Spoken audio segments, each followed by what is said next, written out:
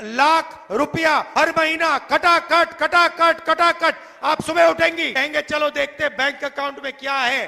चल के। नमस्ते दोस्तों, आज हम बात करने वाले हैं भारतीय राजनीति के उस युवा नेता की जिसकी जवानी ढलने का नाम ही नहीं ले रही और जिसकी समझदारी अभी तक पैदा होने का रास्ता ढूंढ रही है। जी हाँ, मैं बात कर रहा हूँ राहुल गांधी की। भाई साहब, राजनीति में लोग हार कर सीखते हैं, पर ये अकेले ऐसे इंसान हैं जो हारने को ही जीत मान लेते हैं और फिर छुट्टी मनाने बैंकॉक निकल जाते हैं। मतलब कॉन्फिडेंस देख रहे हो। देश की सबसे पुरानी पार्टी का बेड़ा गर्क करने के बाद भी बंदा ऐसे घूमता है जैसे इसने अभी अभी गोल्ड मेडल जीता हो।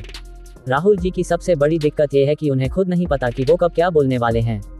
कभी कहते हैं मैं सुबह सोकर उठता हूँ, तो कभी कहते हैं मैंने अपने दिमाग में राहुल गांधी को मार दिया है। अरे भाई, अगर खुद को मार ही दिया है तो ये जो सामने घूम रहा है ये किसका भूत है? क्या ये कोई ज़ॉम्बी एपोकैलिप्स चल रहा है? और वो जो आलू से सोना बनाने वाली बात थी, भाई साहब, वैज्ञानिक आज भी सदमे में हैं।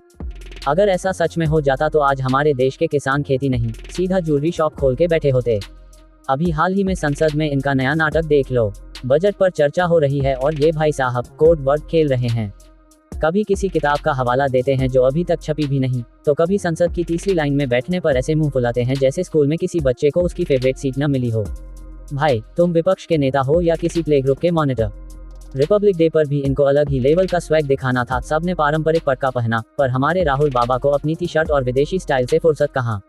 देश की परंपरा का अपमान करना तो जैसे इनके डीएनए में फिट हो चुका है। इनकी बातों में लॉजिक ढूंढना वैसा ही है जैसे राहुल गांधी की स्पीच में सेंस ढूंढना यानी नामुमकिन। कभी कहते हैं डरो मत और खुद चुनाव हारने के डर से अपनी पुरानी सीट छोड़कर कहीं और भाग जाते हैं। इनके लिए राजनीति एक पार्ट टाइम जॉब है और कॉमेडी एक फुल टाइम पैशन। सच बताऊं तो बीजेपी को किसी कैंपेन की जरूरत ही नहीं है। बस राहुल गांधी को एक माइक दे दो और 5 मिनट के लिए छोड़ दो, वो खुद ही कांग्रेस के बचे कुचे वोट साफ कर देंगे। इनकी भारत जोड़ो यात्रा भी कमाल की थी।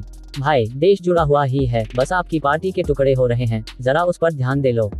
ममता दीदी साथ छोड़ रही हैं, अखिलेश भाई अलग ही स्वैग में हैं, पर राहुल जी को तो बस मोहब्बत की दुकान खोलनी है।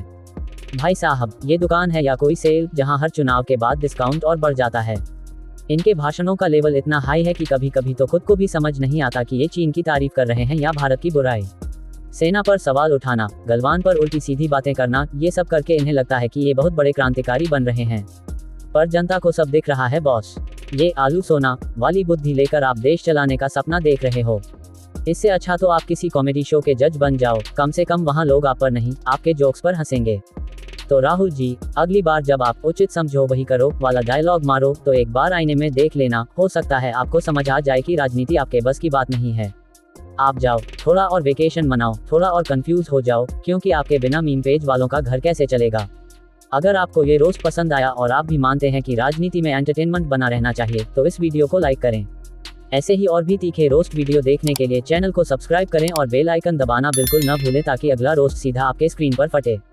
कमेंट में बताओ कि अगला नंबर किसका होना चाहिए।